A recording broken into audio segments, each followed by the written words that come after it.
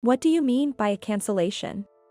I was making a call during lunch break at work and accidentally raised my voice, so I hurriedly quieted down.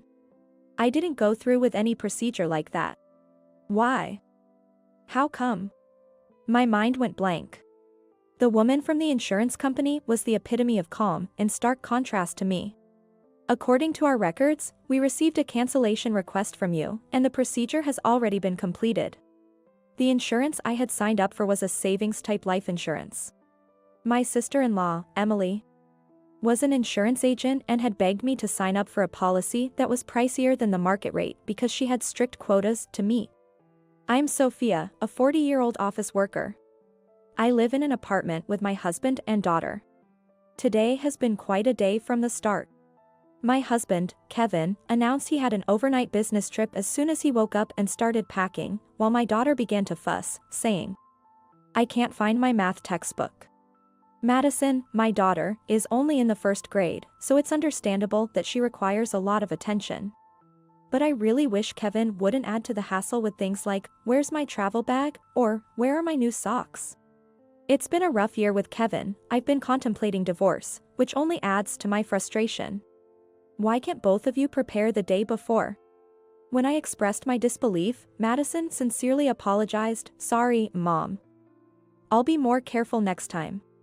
So, I was able to respond, "No, it's okay. I should have checked with you yesterday, my bad." But Kevin is a different story. Madison is still young. If you had prepared everything, this wouldn't have happened. Besides, you should have been considerate enough to buy new socks for my trip. His biting remarks really got under my skin. I had no idea about your business trip schedule. Aren't the socks I washed and put in the drawer good enough? I prefer new socks for my trips. What a peculiar preference. I thought to myself but didn't say it out loud. His overnight business trips are rare, maybe once every few months. It must have been scheduled by his company well in advance, even if he didn't mention it. If he needed new socks, he should buy them with his own money or tell me well in advance. Seeing my daughter's tearful face pleading, "Daddy, Mommy, please stop fighting," I turned to her. "Madison, I'm sorry. It's okay. Let's look for it together, quickly." Kevin silently resumed his packing, and I started checking the backpack with my daughter. Glancing at Kevin, I noticed he was packing casual clothes he'd wear on a weekend, not the usual business trip attire. Could this be another affair? It struck me as suspicious. He has cheated twice before. The first time was right before our daughter was born. I considered divorce, but Kevin tearfully apologized. Furthermore, he sought help from his parents to convince me. My mother-in-law pleaded with me, "Please don't divorce my son." My sister-in-law also made a fuss saying, "Please don't abandon my brother," which made me reconsider the divorce. But last year, Kevin cheated for the second time. Just like the first time, he got involved with a girl he met on a dating site. Kevin is the type to speak his mind bluntly, and his actions are quite transparent. He thinks he's being sneaky, but from my perspective, it's almost laughable how obvious he is. He was quickly found out, and then he apologized again, crying. It's pathetic to see him, usually so arrogant, reduced to tears and sniffling. I told him, "If you cause any more trouble, we're definitely getting a divorce," and I made him fill out the divorce papers. Transferred all our savings to my account, and forgave him, but my love for him had completely vanished. He always puts himself first. I can't stand that he doesn't take care of or play with Madison, but I'm thinking of putting up with the divorce until she's a bit older. In the end, the math textbook was easily found in the backpack. Madison left happily, but I was drained from the morning's events. Since I didn't have time to make lunch, I went to a shop near the office during my break. That's when I saw an ad for the insurance company and remembered that my policy was supposed to pay out a bonus after a certain period. It should be deposited around this time. Paying a high premium every month, I need these little joys to keep going. What should I spend the money on when it comes in? It might be nice to buy some new autumn clothes for Madison. I started feeling excited. With a lighter step, I stopped by the bank to check my bank statement and noticed that not only was there no bonus, but this month's insurance premium hadn't been deducted either. Huh? That's strange. Isn't there no deduction in the month we receive the bonus? Initially, I was just puzzled, but remembering the morning's packing incident with Kevin, I got a bad feeling and called the insurance company. Turns out my sister-in-law was off that day.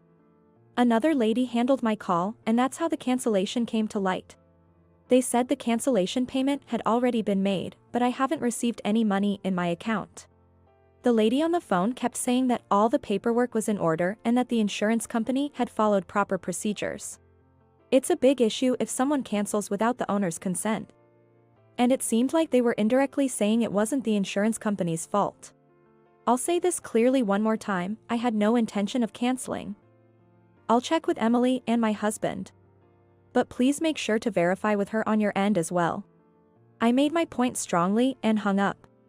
Before I knew it, my lunch break was almost over, and I no longer had time to eat the lunch I bought, nor did I have the appetite, as other concerns had arisen.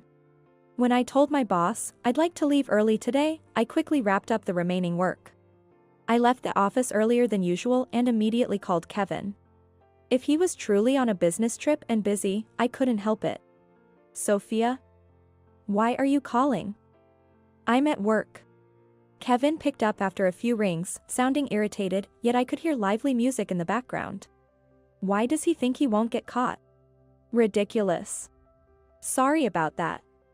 Hey, my life insurance was canceled without my knowledge, and there's no cancellation payment.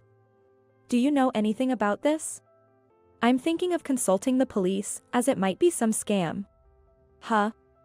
What are you thinking, calling the police? It was me.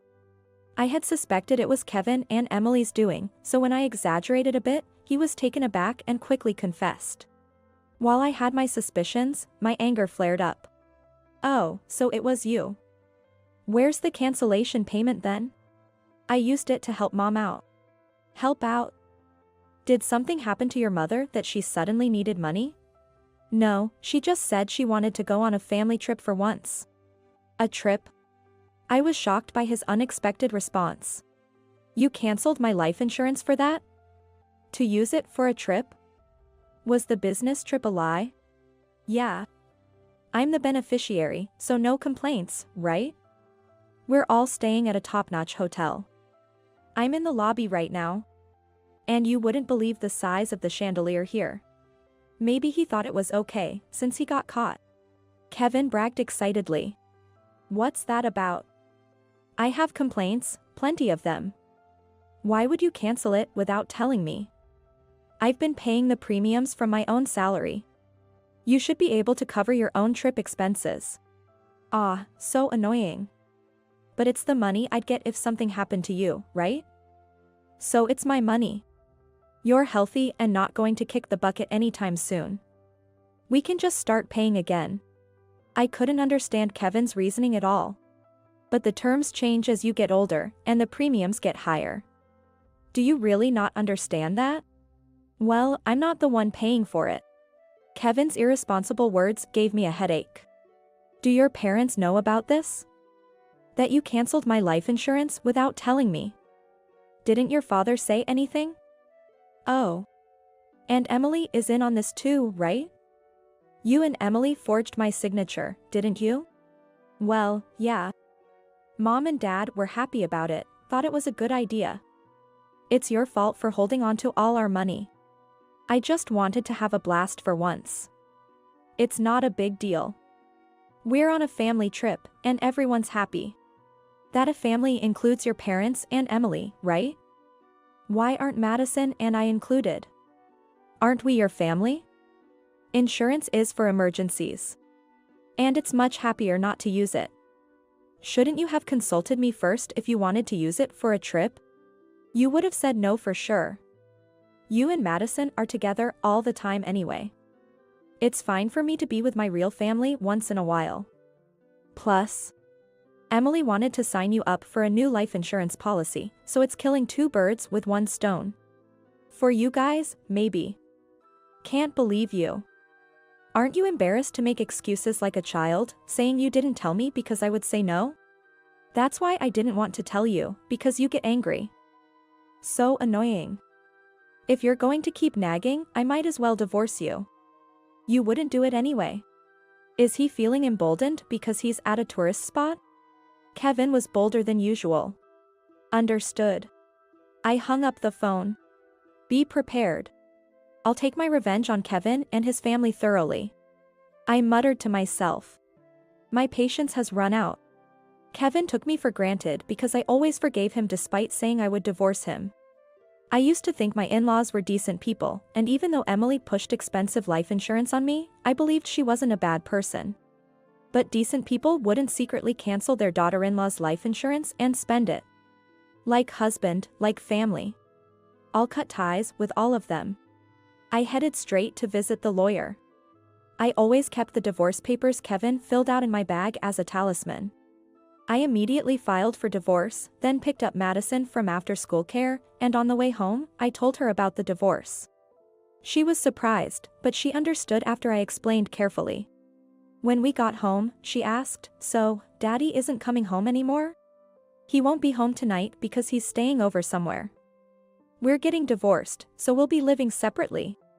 But there's still a lot to prepare." I answered her question cautiously, not fully understanding her intent. "Then let's start cleaning up now.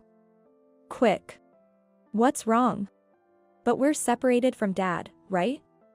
"Mom, you don't have to cry anymore." "I hate it because Dad always makes you mad." "Madison, did you always say stop fighting because you were worried about me being sad?" "Of course. I was planning not to divorce for my daughter's sake, but it seems she had been holding back all this time. The reason she intervened in the fights was just because she was worried about me. Daddy never plays with me even on his days off, and when I try to talk to him, he just says, 'Be quiet, go away.' Like this morning. He only uses me to say mean things to you. I've been so sad." "I love you, Mom." She smiled at me. Her smile warmed up my heart.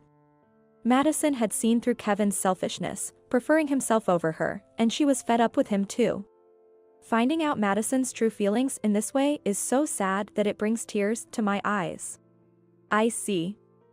I'm sorry for making you go through tough times, Madison. From now on, it's just the two of us, but I'll take good care of you. I really love you too." Yay! I vowed never to let Madison feel sad again. While Madison did her homework by my side, I busily engaged in tasks such as consulting a lawyer, searching online for real estate agents and moving companies. Then, I contacted my parents. When I explained the situation, my parents also said, "Come back home right away." This way, Madison wouldn't have to change schools. Moreover, my father said he could borrow a truck from an acquaintance and help move our things in the morning. I informed the landlord, the school, and the families in the same school commuting group that we would be commuting from my parents' house from now on, and briefly explained the situation. I decided to take care of the detailed paperwork for the school later on and called my workplace to take a day off tomorrow. I wanted to finish most of the things before my husband returned. The next day, my parents came over, and we swiftly moved our belongings to their home. Everything was done before my husband returned, leaving only his belongings in the apartment. I left a note saying, "We are divorced. We are strangers now," and left the apartment. Kevin must have been shocked to find us gone. Serves him right. I felt refreshed imagining his reaction. The reason I could prepare for the divorce so smoothly this time was that I had researched the necessary procedures and preparations during his previous affair. I had told him, next time, there will be no discussion, we're getting divorced. And we had agreed that I would have custody and all the marital assets. Thus, Madison and I started a new life at my parents' home. Later, my frantic mother-in-law called me. She probably reached out because I had blocked my husband's number. Given that my husband tends to cry easily despite his bluster, he might be sobbing away. What are you thinking? Divorcing my son when he hasn't cheated? She yelled so loudly that it hurt my ears, and I instinctively moved the phone away from me. Hey, Sophia. It's not too late, apologize to my son now. He's been crying nonstop because he's hurt. Aren't you embarrassed to make such a fuss over this? Apologize? Me? Why? I was so baffled by her words that I blurted out, "Who are you?" My mother-in-law probably didn't expect such a response from me. Her words abruptly stopped. I was surprised by my own response. Well, yeah, it's me, your mother-in-law. Come on, Sophia, what's wrong with you? You're not senile, are you? You're still young.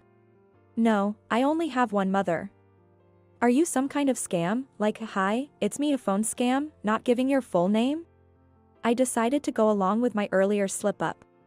Since we were divorced and strangers now, and they were the type to cancel life insurance without permission, I figured there was no point in having a serious conversation. Don't joke around, Sophia. If you're going to act like this, we have our ways too. As expected, my mother-in-law was furious. But I didn't care. What ways are you talking about? What can you possibly do? We had agreed that if there was another issue, we would divorce immediately. And he told me over the phone that he wanted a divorce, didn't he? My words made her falter. I seized the moment to press further. You should have consulted me that you wanted to go on a trip. Why commit a crime? Did all of you want to go to jail? Unauthorized cancellation of life insurance could be considered forgery of a private document, punishable by imprisonment. I'm prepared to fight this thoroughly. I hadn't heard of any financial troubles in Kevin's family, so they might have done this on a whim. But that's exactly why I couldn't forgive them. What? Wait a minute. We can't be criminals. Please, I'm sorry. Let's talk. Shocked by the mention of imprisonment, my mother-in-law suddenly changed her tone, but it was too late. I hung up the phone and blocked my in-laws' numbers. Later, I heard that Kevin was so shocked by the divorce that he quit his job and became a recluse. Regarding the life insurance, we settled the matter through the out-of-court settlement system for insurance disputes. My sister-in-law was fired from the insurance company, even making minor news. Because of this, my in-laws became the talk of the neighborhood and were criticized by relatives for lacking common sense and being shameful, making them feel isolated. Since both Kevin and sister-in-law couldn't work, they seemed to be in financial trouble. Meanwhile, Madison and I are living freely and happily at my parents' home. As much as I caused my daughter trouble, I want to raise her with lots of love from now on. Come back, I'll forgive you. Such a foolish man to say something so condescending. What is this man misunderstanding? I will never forgive him who dragged me down to the depths of hell. I am Jennifer. A perfectly ordinary housewife, turning 44 this year. Despite being busy with household chores and work every day, I'm fairly content. It's been nearly 20 years since I married George. Looking back, we've been through a lot. I was reflecting on my married life. Right after we got married, George's father passed away, and I remember being pretty busy for the funeral. Struggling to communicate with a difficult mother-in-law. Building our home. And then, undergoing fertility treatments. We didn't have children. Of course, we wanted them and we were trying. However, due to issues with both of us, we were not blessed with children, and after discussions, we decided to live our lives just the two of us. It would be a lie to say we don't feel lonely, but I have George. Having him has been a great support for me. I'm home. What's for dinner tonight? Tonight, it's grilled salmon. Found some nice fish at the store. Oh, sounds delicious. And George sits at the dinner table. This is great. Your cooking is the best, Jennifer. Really? I'm glad. Yeah, I'm really happy we are together. George said this, looking very satisfied. I'm also glad I married him. After all, I'm this happy. Speaking of which, my colleague at work is having their third child soon. As I was clearing the table, George mentioned it casually. Is that so? We'll have to prepare a gift then. Sorry to always make you do this. It's fine. It's part of being a wife. Nothing seemed unusual at that moment. But maybe George had already started to change by then. One day. There's a baby shower at my colleague's house this weekend, so I'll be going. All right, take care. Don't drink too much. Sure. And so, I sent him off on the weekend. A rare day off by myself.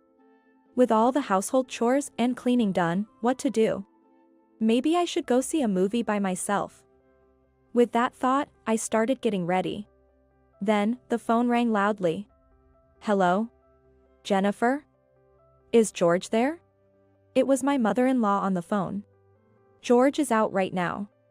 Oh, where to? He's going to his colleague's baby shower. As I said, she was silent for a bit.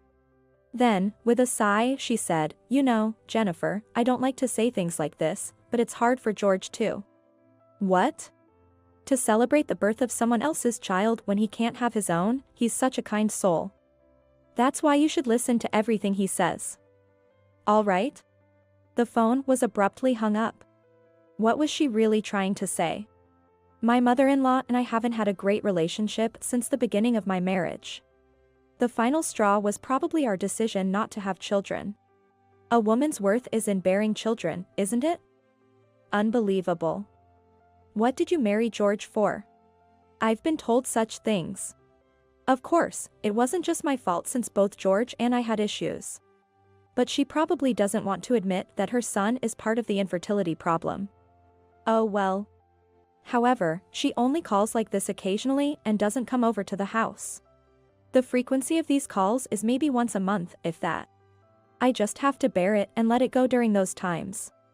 I wasn't too bothered and was quite laid back about it. I'm home. That day, George, who seemed to have had quite a bit to drink, came back around 7 p.m. Hi, you seem quite drunk. Yeah, somewhat. Usually, George becomes cheerful when drunk, but today he seemed off. He looked down, or perhaps he was deep in thought. I handed him a glass of water as he sat on the sofa. Are you okay? Yeah, thanks. He took and drank it all in one go. I saw the baby. So cute. Is that so? That's nice. Honestly, I'm still not used to hearing about children from George. We wanted them but couldn't have them. Every time we face reality, it feels like a thorn in my heart pricks me. I wonder if there's still hope for us. George slurred such words. What do you mean? By the time I managed to get the words out, he had already laid down on the sofa. What did he mean by that? Could it be he wants children? My mind was racing with various thoughts. He must have thought that temporarily after seeing the baby up close. Why take a drunkard's words seriously? I tried to calm myself down by thinking this way. But from that day on, George's behavior started to change. Hey, tonight's dinner is your favorite pepper steak. Oh, is that so? Usually, George would be thrilled, but his response was unusually tepid. Maybe he's tired from work. Maybe it's best not to pry too much at times like this. I decided to quietly watch over him. However, after a while, when I said, Hey, I want to go shopping this weekend, could you drive me? That's a waste of gas. Just go by yourself. But, carrying heavy things alone can be really tough. He clicked his tongue and said, What a hassle. He would never normally speak like this. His sudden change left me bewildered. Hey, the food today is terrible. If you're at home, at least do some cleaning. Don't talk to me. George began to say things like this. Could he have developed some illness? I heard that personality can change with a brain tumor. I considered taking him to the hospital. But before I could act on it, he said something unbelievable. You want a divorce? Yeah. I want to start my life over. But why all of a sudden? It's not sudden.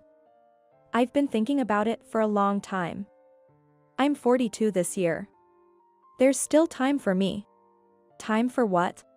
You don't get it. It's my last chance to have my own child. Since you can't have any, it can't be helped. I still have a chance.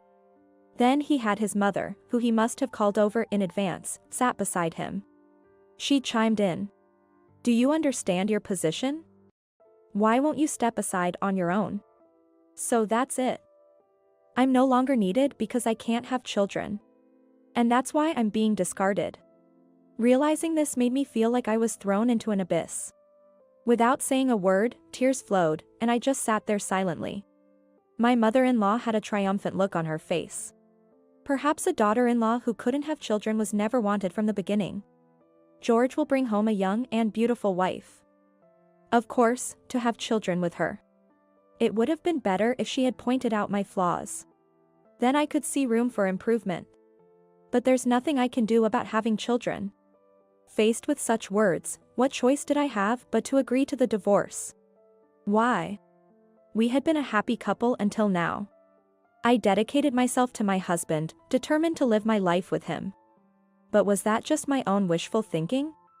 I felt empty and sad, with nothing to do but cry.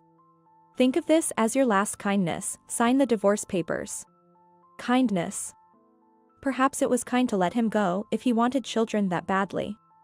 Or are you going to ruin my life with your selfishness? Because of my selfishness. Faced with such words, I had no choice but to sign. My mother-in-law's satisfied face further gouged my heart. And then George mercilessly kicked me out. After 20 years of marriage, such treatment was too much to bear. After the divorce, I was like a shell of myself, and my parents were deeply worried. But the feeling of being betrayed and abandoned by the one I loved never faded. I spent my days crying. Maybe when tomorrow comes, I'll be back to my old life. Maybe tomorrow, he'll tell me it was all a lie. That's all I could think about. But worried about me, my friend Maggie came to visit. Jennifer, you can't let that man beat you down. You've been a good wife all along, Maggie said. Maggie has been one of my few friends who kept in touch from the beginning of my marriage until now. She's a strong and kind woman who always praised and encouraged me. I always received strength from her. In this world, there are as many men as there are stars. I won't forgive you if you don't find happiness. Encouraged by her words, I gradually began to regain my spirits. Before getting married, I worked in accounting. Despite a gap of nearly 20 years, I was able to find a job thanks to Maggie's introduction. Continuing my studies and obtaining qualifications even after marriage paid off. Interacting with others and working took my mind off things. I was enjoying my life every day. All thanks to you, Maggie. My parents seemed relieved to see me back on my feet. 5 years had passed since then. On my way home from work, I encountered a person. It's been a while.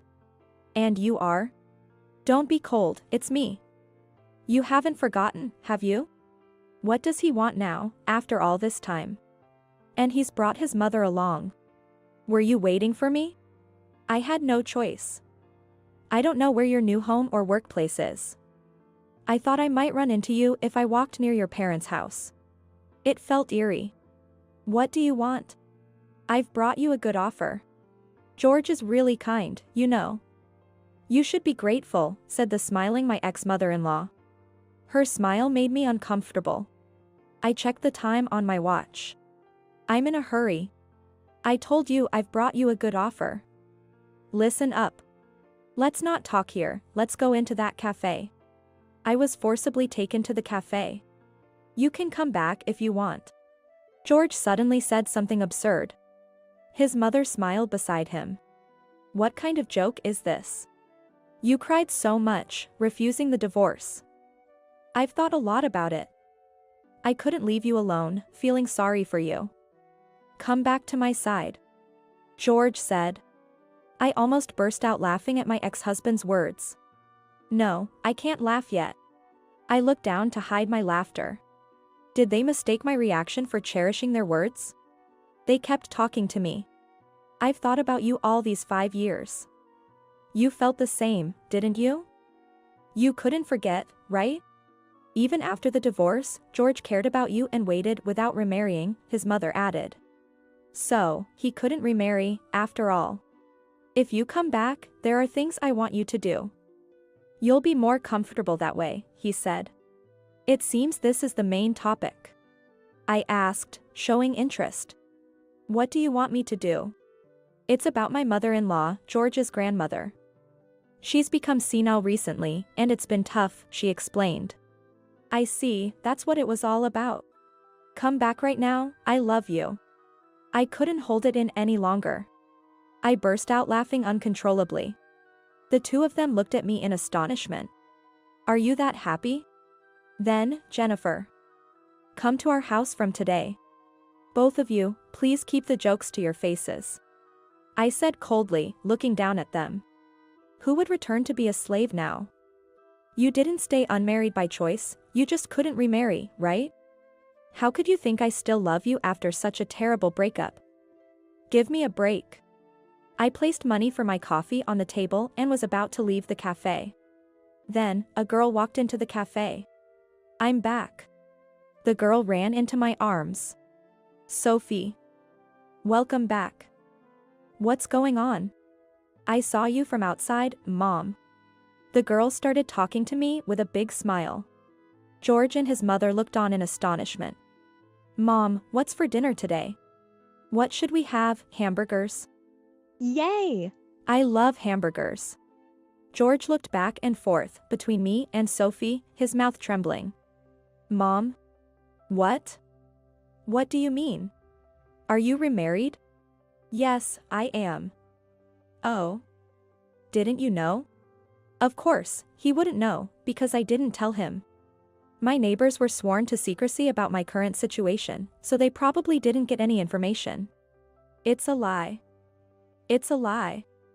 You were so against leaving me. George was muttering to himself, head in his hands, saying it was a lie. Hey, how many years ago do you think you're talking about? It's been 5 years since then. Of course, I'd remarry. I asked Sophie to wait outside and approached them. But it's good that you came to visit. I really wanted to say something to you. I'm actually very grateful that you divorced me. Thanks to that, I met a wonderful person and even got to experience raising a child. Thank you for leaving me back then. I told them with a beaming smile. The look on George's face was so pale and comical as he opened and closed his mouth in shock. Seeing his face, I felt like I had cleared all the grievances of the past 5 years. Right after the divorce, my ex-mother-in-law had been bustling about trying to find a young woman willing to marry a middle-aged, overweight man. George, but she couldn't find anyone. Even if George had been younger, it would have been tough with such a mother-in-law. Despite asking acquaintances or joining mixers, there were no results. Their dream of a quick remarriage met with harsh reality. Then George's grandmother developed dementia. That's when my ex-mother-in-law must have thought, why not bring me back? Such foolish people. Why would they think I'd be happy after 5 years? I'm very happy now. Because I have a kind husband and a lovely 7-year-old daughter. I met my husband through Maggie's introduction and we started dating. We hit it off as both of us were divorced, and we eventually got married. I was worried about getting along with Sophie, but it's been almost 4 years since we remarried. We've truly built a normal parent-child relationship. There may be challenges ahead. But I will do anything to protect my daughter. Whether we're blood-related doesn't matter. Sophie is my daughter, after all.